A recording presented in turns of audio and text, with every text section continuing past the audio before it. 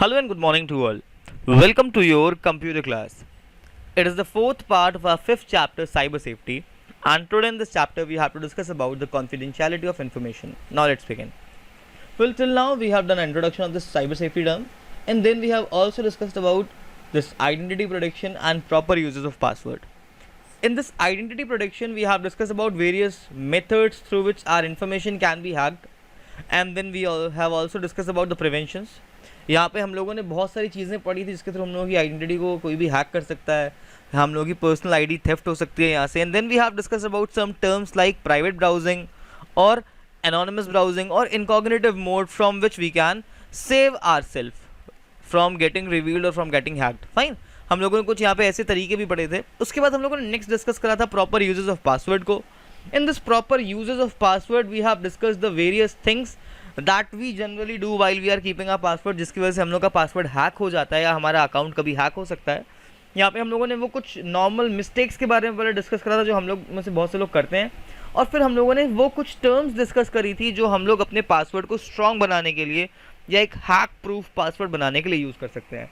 और आज हम लोग पढ़ने वाले हैं एक बहुत important concept, that is confidentiality of information. Now let's read and let's see what is this term, and then we have to discuss about various methods and various terms through which we will cover this topic. Well, internet is a public platform mostly. The sites you visit, the things you search on it, the posts that you put on social networking sites are all visible to public.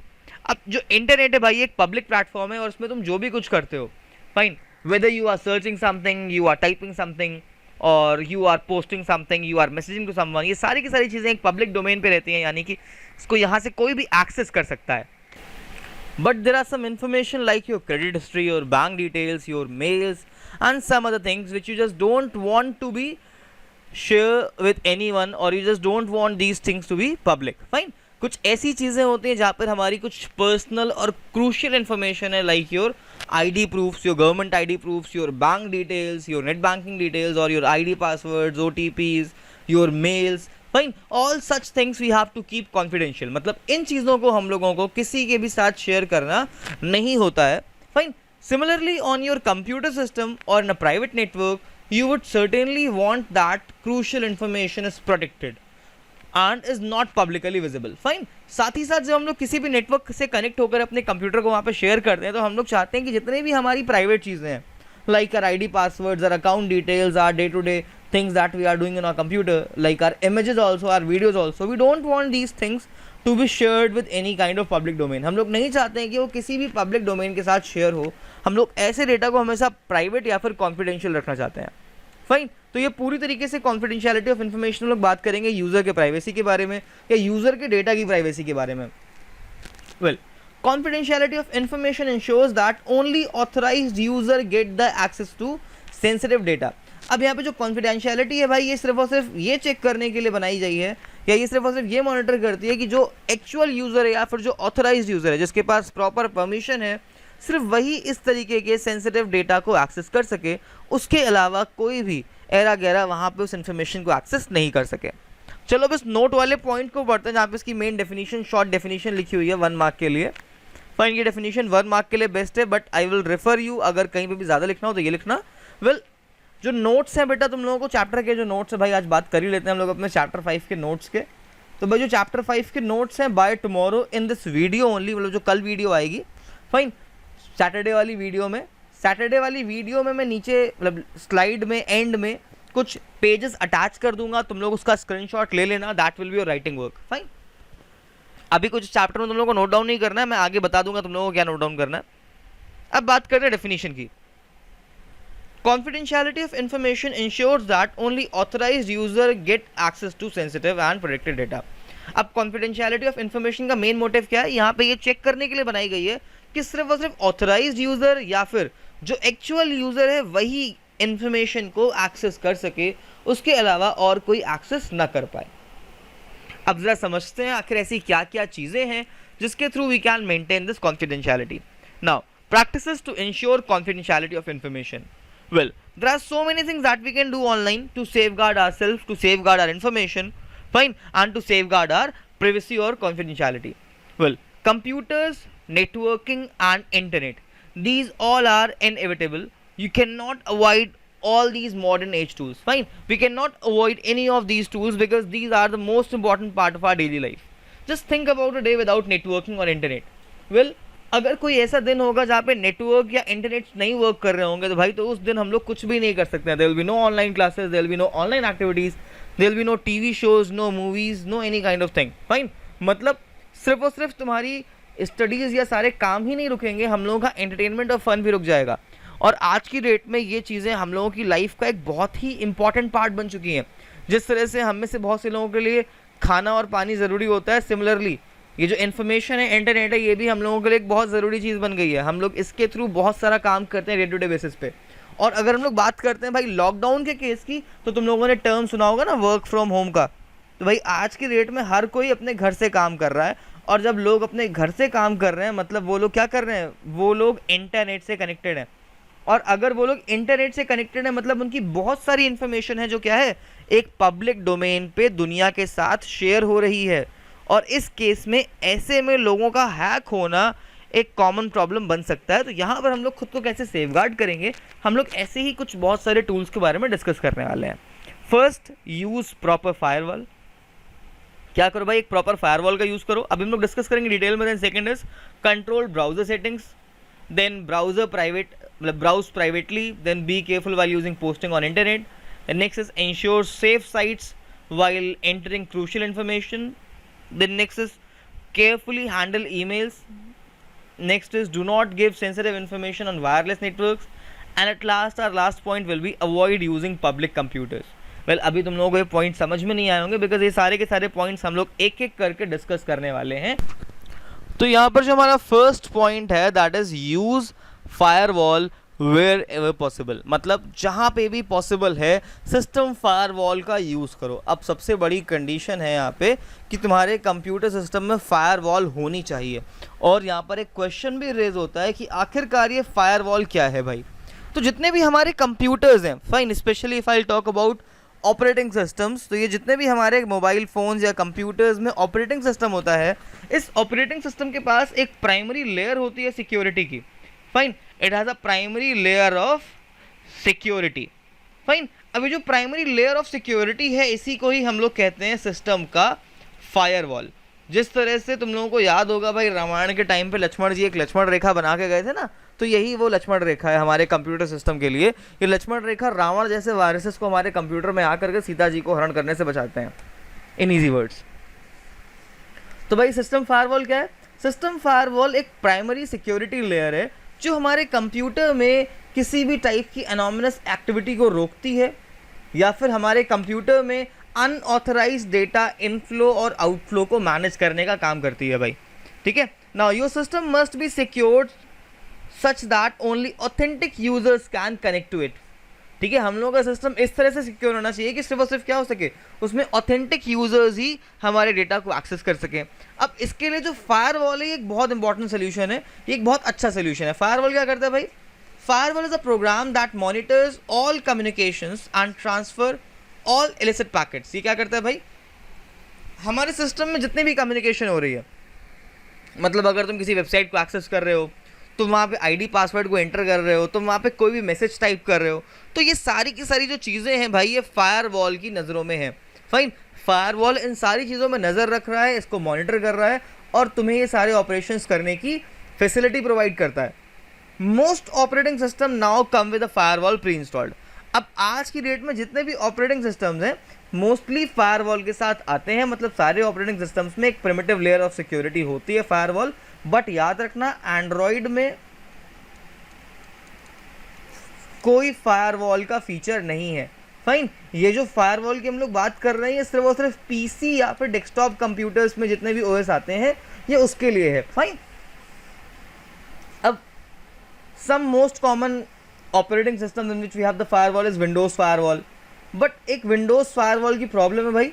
The problem is that it only block suspects incoming communication and leaving completely open access to the internet from the machine. मतलब क्या होता है भाई, ये जो Windows की firewall है ये क्या करती है, सिर्फ और सिर्फ क्या करती है भाई, जितने भी इनकमिंग कम्युनिकेशंस होते हैं अगर उसमें इसको कुछ भी गड़बड़ लगता है तो ये उसको प्रिवेंट कर देती है, लेकिन इंटरनेट पे मशीन को प्रॉपरली एक्सेसिबल बना देती है। मतलब अगर कोई भी तुम्हारे पीसी में इंटरनेट के थ्रू कुछ भी कर रहा है तो भाई तुम वहाँ पे हैक हो जाओगे, बट अगर इंटरनेट के अलावा किसी और फैसिलिटी के थ्रू वो तुम्हारे सिस्टम को एक्सेस कर रहा है तो फायरवॉल तुमको वहाँ पे बचा लेगी। तो याद रखना भाई, सबसे प्रिमिटिव लेयर होती है फायरवॉल। ये क्या करता है, हमारे कंप्यूटर को नेटवर्क में जितने भी खतरे मौजूद हैं उन सबसे बचाने का काम करता है। Thus, it is recommended that you install a firewall that can monitor both incoming and outgoing communications and trap the illicit ones. इसीलिए इंपॉर्टेंट हो जाता है हमारे लिए अपने सिस्टम में एक फायरवॉल को इंस्टॉल करना, जो कि हमारे कंप्यूटर में सारे के सारे इनकमिंग मैसेजेस और आउटगोइंग मैसेजेस पे ध्यान देगा। अब यहाँ पर इनकमिंग मैसेजेस क्या होते हैं, कभी कभी क्या करते हैं कुछ अटैकर्स या कुछ हैकर्स हम लोगों को कुछ मेल भेजते हैं, ये हम लोगों को मैसेजेस सेंड करते हैं, या फिर अचानक से हमारे डिस्प्ले पे एक पॉपअप आता है और जैसे ही हम लोग उस पर क्लिक करते हैं तो एक कोई वेबसाइट ओपन हो जाती है। अब जितने भी इस टाइप के पॉपअप्स हैं या वेबसाइट है जो ओपन हो रही हैं, कभी कभी इनमें बहुत सारी हैकिंग की भी स्क्रिप्ट्स होती हैं जो हमारे साथ हैकिंग कर सकती हैं, फाइन। या फिर कभी कभी क्या होता है, कुछ ऐसे फेक अटैक्स होते हैं या कुछ ऐसे हैकिंग वाले टूल्स होते हैं जो क्या करते हैं, हमारी परमिशन के बिना हमारे कंप्यूटर में से डेटा को बाहर सेंड कर देते हैं, फाइन। तो इन सारे इनकमिंग और आउटगोइंग कम्युनिकेशंस को रोकने के लिए हमारे कंप्यूटर में एक फायरवॉल होनी चाहिए। अब तुम में से कुछ लोग पूछेंगे कि सर अगर फायरवॉल विंडोज़ की अपने आप पहले से थी तो फिर हम लोग फायरवॉल को कैसे इंस्टॉल करेंगे। तो चलो मैं तुम लोगों को इसका सोल्यूशन देता हूँ। आप सब लोगों ने सुना होगा we have a program which is termed as antivirus program और एंटीवायरस सॉफ्टवेयर, फाइन। जितने भी एंटीवायरस सॉफ्टवेयर होते हैं ये तुम लोगों को एक रियल टाइम प्रोटेक्शन प्रोवाइड करते हैं इंटरनेट पे, फाइन। ये तुम लोगों को इंटरनेट पे एक रियल टाइम प्रोटेक्शन प्रोवाइड करते हैं। कुछ स्पेशल एंटीवायरस सॉफ्टवेयर आते हैं जो क्या करते हैं, हम लोगों को इंटरनेट यूज़ करते टाइम एक रियल टाइम प्रोटेक्शन प्रोवाइड करते हैं। और जब हम लोग नेट यूज़ कर रहे होते हैं तभी जो हमारा एंटीवायरस सॉफ्टवेयर होता है ये एज अ फायरवॉल एक्ट करना स्टार्ट कर देता है, फाइन। तो भाई ये जो हमारा एंटीवायरस है वो भी हमारे लिए फायरवॉल के तरीके वर्क करता है अगर तुम नेट का यूज़ कर रहे हो, फाइन। तो अगर तुम्हारे सिस्टम का फायरवॉल जो है वो थोड़ा सा वर्क नहीं कर रहा है या तुम्हारे मोबाइल फ़ोन में या किसी में भी फायरवॉल नहीं है और तुम्हें डाउट है कि तुम हैक हो सकते हो, तो उस केस में तुम वहाँ पर एक अच्छे एंटीवायरस प्रोग्राम का यूज़ कर सकते हो। Then next, control browser settings to block tracking. अब भाई सेकंड और सबसे बेस्ट टूल क्या है, अपने ब्राउज़र की सेटिंग्स पर ध्यान देना, ठीक है। कभी कभी हम लोग क्या करते हैं, गलती से कुछ ऐसी सेटिंग्स एक्टिवेट कर देते हैं जिसकी वजह से हमारी क्रूशियल इन्फॉर्मेशन क्लाउड पर स्टोर हो जाती है, वहाँ से उसको कोई थर्ड पार्टी एक्सेस कर लेती है, वहाँ से हमारी इन्फॉर्मेशन हैक हो जाती है और हम लोगों को पता ही नहीं चलता है। तो भाई हमेशा हम लोगों को अपने ब्राउज़र की सेटिंग्स पर ध्यान देना चाहिए कि कौन सी वेबसाइट क्या चीज़ एक्सेस कर रही है। तुम लोगों ने एक चीज़ नोटिस करा होगा, जब भी हम लोग किसी भी न्यू वेबसाइट को एक्सेस करते हैं अपने फ़ोन में या फिर अपने पीसी में, तो वो हम लोगों से एक परमिशन मांगती है। हम लोग क्या करते हैं, जनरली उस पर अलाउ पे क्लिक कर देते हैं। वेल, अगर कभी भी कोई भी नई वेबसाइट एक्सेस कर रहे हो बेटा तो उसको कोई भी परमिशन के लिए अलाउ मत करो, फाइन। उस वेबसाइट को कोई भी परमिशन मत ग्रांट करो जब तक का कि तुम्हें श्योरिटी ना हो जाए कि वो वेबसाइट एक प्रॉपर ऑथेंटिक वेबसाइट है। बिकॉज अगर कोई हैकिंग वेबसाइट हुई बेटा तो वो बार बार तुम्हारे फ़ोन में नोटिफिकेशंस भेज के तुम्हारे फ़ोन को स्लो कर सकती है और बाद में जब तुम्हारा डिवाइस स्लो हो जाएगा तभी उसके ऊपर हैकिंग भी अटेम्प्ट कर सकती है। Now you already know that websites can track your surfing on their sites by IP address and relative system information including system name, internet network address that often uniquely identify your computer. अब एक सबसे important चीज़ और सबसे खतरनाक चीज़ क्या है, हम लोगों को पता है, हम लोगों ने पहले पढ़ा है इसके बारे में भाई, कि जब भी हम लोग नेट यूज़ करते हैं तो हमारा IP एड्रेस, हमारी लोकेशन, हमारा सिस्टम की इंफॉर्मेशन, ये सारी की सारी चीज़ें वेबसाइट के साथ, इंटरनेट सर्विस प्रोवाइडर के पास और गवर्नमेंट के पास शेयर हो जाती हैं, फाइन। अब जैसे ये सारी चीज़ें शेयर हो रही हैं मतलब तुम तो इस केस में पब्लिकली अपनी इन्फॉर्मेशन को लीक कर ही देने वाले हो ना। तो अगर सोचो यहाँ पर कोई ऐसी प्राइवेट इन्फॉर्मेशन उनके पास चली जाए गलती से जो तुम्हें उन्हें नहीं प्रोवाइड करनी थी, तो यहाँ पर तुम्हारा लॉस हो जाएगा। तो that's why we just have to ensure that कि we are working with the proper settings. Now search engines generally record your queries together with your computer identification, building up your profile of your interest over time. अब search engines भाई क्या करते हैं, ये हमारी search करी हुई सारी एक्टिविटीज़ को एक जगह पे स्टोर करते हैं और ये हमारी प्रोफाइल को बनाते हैं हमारे सर्च प्रीफरेंसेस के बेसिस पे। जितने भी सर्च इंजन है, चाहे वो गूगल हो या वो कोई भी सर्च इंजन हो, ये क्या करता है भाई, तुम जो भी कुछ सर्च करते हो ये उसको स्टोर कर लेता है अपने पास, ठीक है। और वो सारी की सारी चीज़ें तुम्हारी प्रोफाइल से लिंक हो जाती हैं, जिससे तुमको उसी के बेसिस पे एड्स दिखाना चालू कर दिया जाता है। टू मिनिमाइज दीज थ्रेड्स, अगर तुम ऐसा नहीं चाहते हो कि ऐसा कुछ भी हो, तुम्हारी प्रेफरेंसेस कहीं पे भी स्टोर हो, तो हम लोग को यहाँ पे क्या करना चाहिए भाई? The first and the foremost thing that we can do is you can turn your default browser settings to exclude cookies। क्या करो भाई, बाय डिफॉल्ट अपने कंप्यूटर में किसी भी वेबसाइट को कुकीज़ मत एक्सेस करने दो, स्पेशली अगर कोई भी थर्ड पार्टी कुकीज़ वहाँ पर हैं। जैसे कि आजकल तुम लोगों ने देखा होगा, जब भी हम लोग कोई भी XYZ वेबसाइट एक्सेस करते हैं, वो वेबसाइट हम लोगों से तुरंत कुकीज़ की परमिशन लेती है कि भाई ये वेबसाइट जो है वो कुकीज़ यूज़ करेगी, do you want to allow और डिनाई। तो हम लोग क्या करते हैं, कभी कभी अलाउ पे क्लिक कर देते हैं, कभी कभी कन्फर्म पे क्लिक कर देते हैं। तो भाई कभी भी इस अलाउ वाले बटन पे या कन्फर्म वाले बटन पे क्लिक मत करो, because if you will do so it means you are giving all your personal details by your own. तुम अपनी इन्फॉर्मेशन सारी खुद दे रहे हो उस वेबसाइट को। Fine. Then next is browse privately wherever possible. जब भी पॉसिबल हो तो भाई क्या करो, एनोनिमस मोड को या फिर प्राइवेट ब्राउजिंग का मोड यूज़ करो या फिर इनकॉग्निटिव ब्राउजिंग का यूज़ करो मोड, बिकॉज इसमें तुम्हारी कुकीज़ नहीं स्टोर होती हैं और तुम अपने आप को इंटरनेट पे सेफ और सिक्योर रख पाते हो। Well, to avoid tracking by websites you should try to browse internet privately. This way websites would not be able to store your cookies, which gives information about your search pattern and surf history. Well, अगर तुम anonymous browsing या फिर private browsing का use करते हो या फिर किसी भी टाइप के प्राइवेट ब्राउज़र का यूज़ करते हो, तो उस कंडीशन में तुम अपनी इन्फॉर्मेशन को क्या कर रहे हो, सिक्योर कर रहे हो। और अगर तुम्हारी इन्फॉर्मेशन सिक्योर हो रही है भाई, तो तुम वहाँ पे हैक नहीं हो पाओगे और किसी भी वेबसाइट को तुम्हारी प्राइवेट हिस्ट्री या तुम्हारी कोई भी प्राइवेट इन्फॉर्मेशन नहीं मिल पाएगी। Then next and the most important point, ये तुम सब लोगों के लिए बहुत इंपॉर्टेंट है, बिकॉज मैंने देखा है बहुत सारे बच्चे अनजाने में बहुत सारी चीज़ें पोस्ट करते हैं जो कि उनके अगेंस्ट यूज़ हो सकती हैं। Fine. Be careful while posting on internet. जब भी कुछ भी नेट पे पोस्ट कर रहे हो तो 10 बार सोचो उसको पोस्ट करने से पहले। जैसे कि हम में से कुछ लोग क्या करते हैं, जैसे ही कोई न्यू मोबाइल फ़ोन परचेज़ करते हैं, मोबाइल फ़ोन के बॉक्स की इमेजेस फटाफट से, मोबाइल फ़ोन की इमेज, उसके बॉक्स की इमेज, उसकी एक अनबॉक्सिंग वीडियो बना के अपलोड कर देते हैं। तुमने कभी सोचा है बेटा कि उस बॉक्स में एक IMEI नंबर लिखा हुआ था तुम्हारे डिवाइस का? अगर ये IMEI नंबर किसी हैकर के पास चला गया तो वो हैकर क्या कर सकता है, तुम्हारे डिवाइस को क्लोन कर सकता है, और तुम्हारे डिवाइस को क्लोन करके वो कोई भी साइबर क्राइम कमिट करेगा और उसका पूरा ब्लेम किसके ऊपर आएगा, तुम्हारे ऊपर आएगा या तुम्हारे डिवाइस के ऊपर आएगा। So that's why it's very important for us कि हम लोग अपनी इस टाइप की प्राइवेट इन्फॉर्मेशन को कभी भी शेयर नहीं करना है, इसको लीक नहीं होने देना है। Fine. Now you should know that posting is public. हम लोग जो भी पोस्ट करते हैं किसी भी सोशल नेटवर्किंग वेबसाइट पर, वो क्या होता है, बाय डिफॉल्ट पब्लिक होता है। When you post anything to a public internet such as social networking sites like Instagram or Facebook or any kind of chat room or something, you generally give up the rights to the content and any expectation of privacy or confidentiality।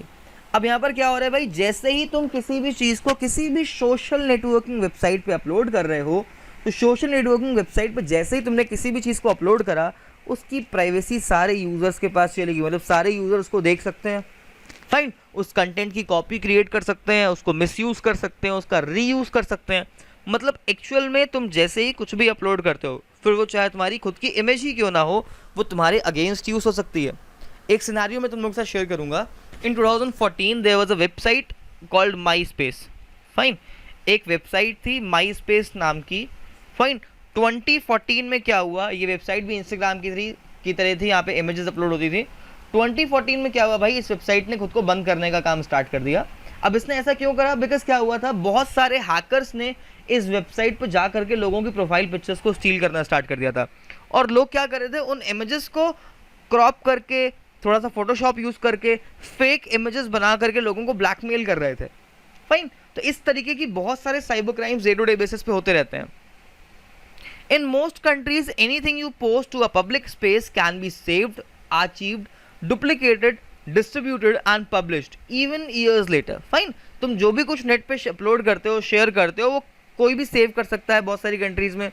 ठीक है, लोग उसको archive बना सकते हैं, duplicate कर सकते हैं, डिस्ट्रीब्यूट कर सकते हैं, पब्लिश कर सकते हैं। मतलब एक तरीके से वो क्या हो गया, दुनिया के लिए एक कॉमन सी चीज़ बन जाएगी, उसको कोई भी देख सकता है और कोई भी शेयर कर सकता है। Now so ensure that you never post your crucial information like your personal details such as your address, mobile phone numbers, bank details, credit card details, your vehicle numbers and your IMEI numbers. Fine. Always be crucial about your information. Fine, हमेशा ध्यान से देखो भाई तुम किस चीज़ को share कर रहे हो या किस चीज़ को पोस्ट कर रहे हो। Next point, ensure safe sites while entering crucial information. अगर किसी भी अपनी क्रूशियल इन्फॉर्मेशन को एंटर कर रहे हो, फॉर एग्जांपल अगर तुम बैंक की वेबसाइट पर जा करके कुछ भी एंटर कर रहे हो तो 10 बार ही चेक कर लो कि वो ओरिजिनल वेबसाइट है कि नहीं है, बिकॉज इंटरनेट पे बहुत सारी फेक वेबसाइट्स भी अवेलेबल हैं। जैसे कि एक छोटा सा सिनेरियो मैं तुम लोग के साथ शेयर करूंगा। अब इंटरनेट पे आरटीओ के नाम से बहुत सारी फेक वेबसाइट्स अवेलेबल हैं जहाँ पे लोग जाकर के अपना चालान पे करते हैं। फाइन, अभी जितनी भी फेक आरटीओ की वेबसाइट्स है वो क्या कर रही है, लोगों के पेमेंट डिटेल्स को स्टोर करती हैं, उनके पेमेंट गेटवेज को हैक करके उनकी मनी स्टील कर लेती हैं। तो भाई क्या करना है, जब भी किसी भी वेबसाइट को एक्सेस करते हो 10 बार ही चेक करो कि वो ओरिजिनल है या फिर fake. Sometimes you have a need to provide your crucial information such as your personal details, bank details, etc. in some kind of online platform. For example, you might be applying online to register for an entrance exam through a legitimate site that asks you for your personal details. In such case, ensure these things. अब क्या करना है भाई, जब भी हम लोग किसी भी वेबसाइट पे अपनी कोई भी इन्फॉर्मेशन एंटर कर रहे हैं तो यहाँ पे हम लोगों को कुछ चीज़ों का ध्यान देना है। ज़रा एक बार पढ़ते हैं और समझते हैं। First point, type the URL of the website in the address bar of the browser on your own.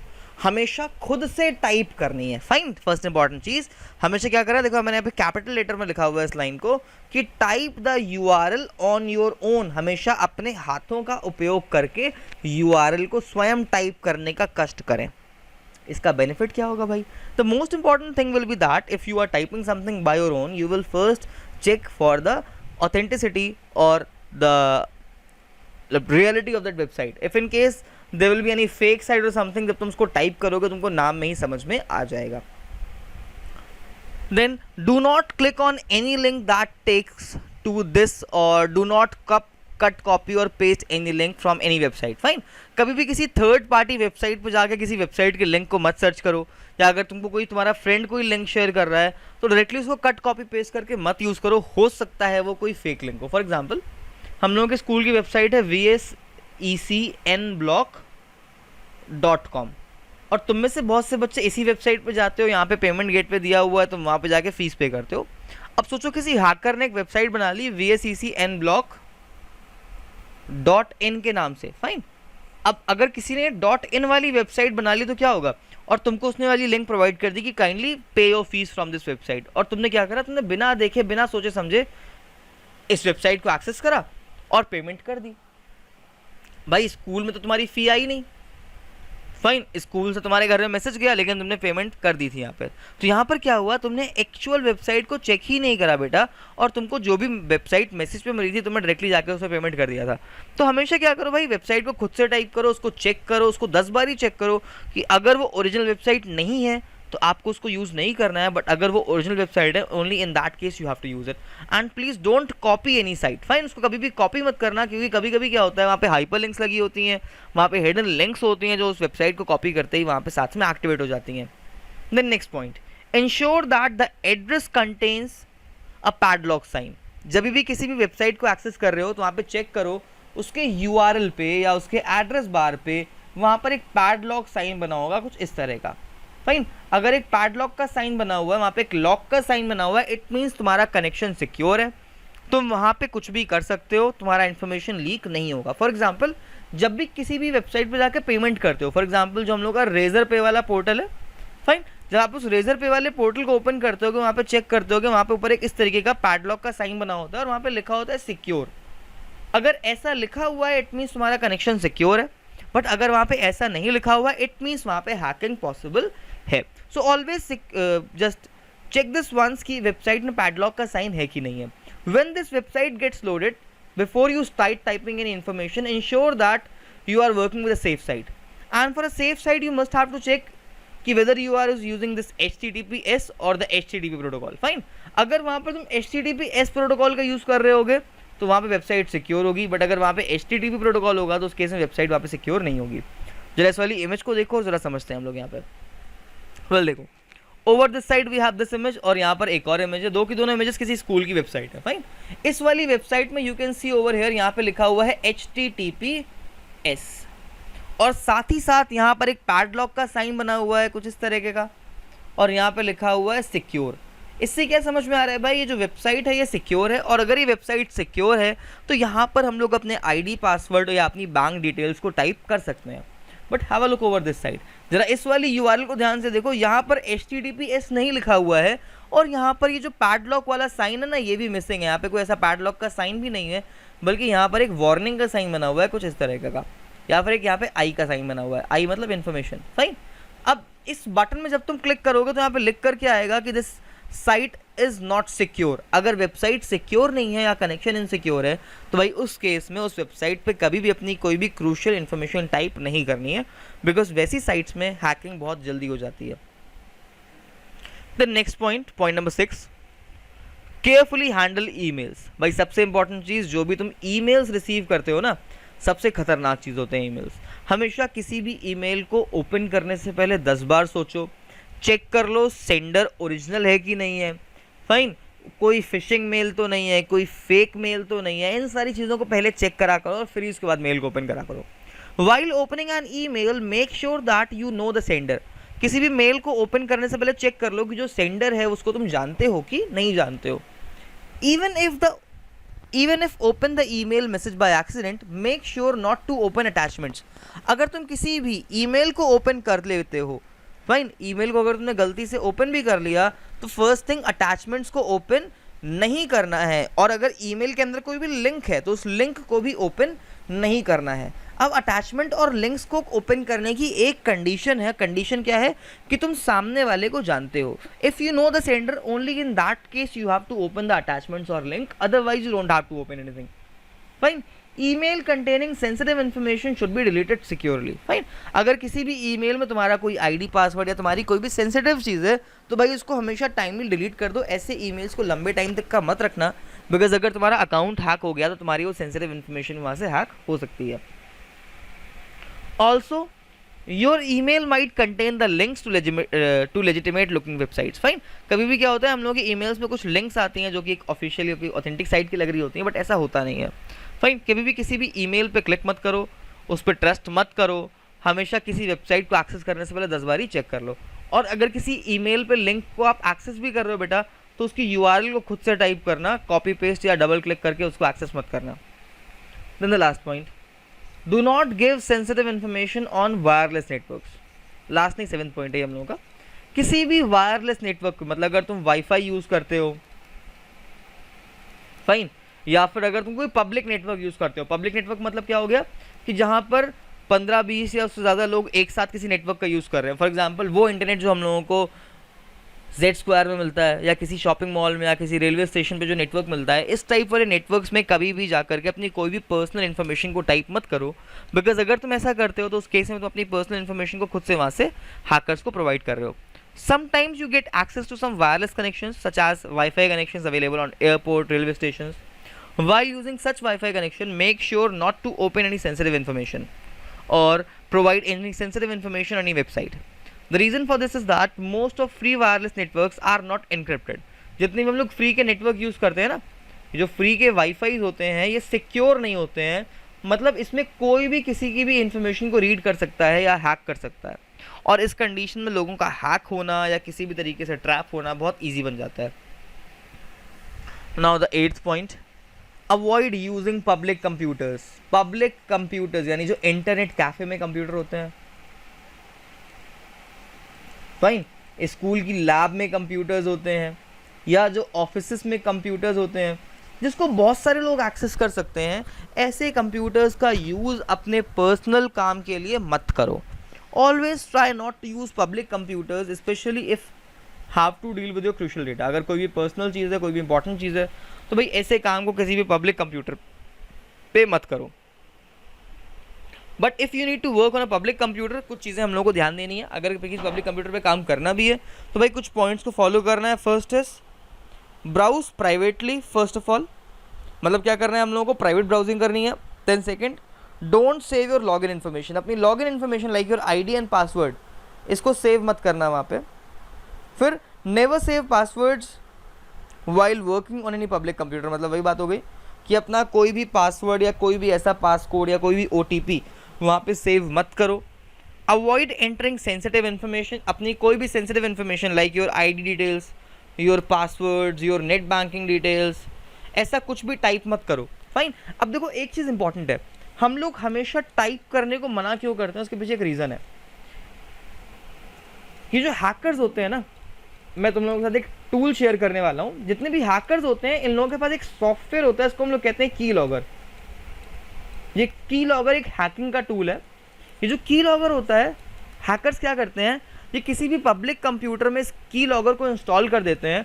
और ये की लॉगर क्या करता है भाई, तुम्हारे जितने भी की स्ट्रोक्स हैं, फाइन, जितने भी तुम की स्ट्रोक्स करते हो, ये उनको ट्रैक करता है, उनको सेव करता है। ये क्या करता है, तुम्हारे सारे के सारे जितने भी तुमने बटन्स प्रेस करे हैं, सारे के सारे बटन्स क्या करेगा, ये सेव कर लेगा। जिससे क्या होगा, तुमने क्या टाइप करा है, तुमने कौन सा मैसेज सेंड करा है, तुमने कौन सा पासवर्ड टाइप करा है, वो हर एक चीज़ क्या होगी, सिस्टम में स्टोर हो जाएगी।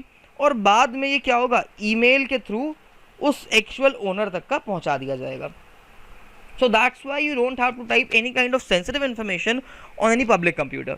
Then next, don't leave the computer unattended with sensitive information. अगर डिस्प्ले पे कोई भी सेंसिटिव इन्फॉर्मेशन है तो उस कंप्यूटर को ऐसे ही मत छोड़ो, हमेशा पहले अपनी इन्फॉर्मेशन को वहाँ से रिमूव करो या उस वेबसाइट को वहाँ से ब्लॉक करो, बंद करो सिस्टम को या तो रीस्टार्ट कर दो, and only then you have to leave that computer.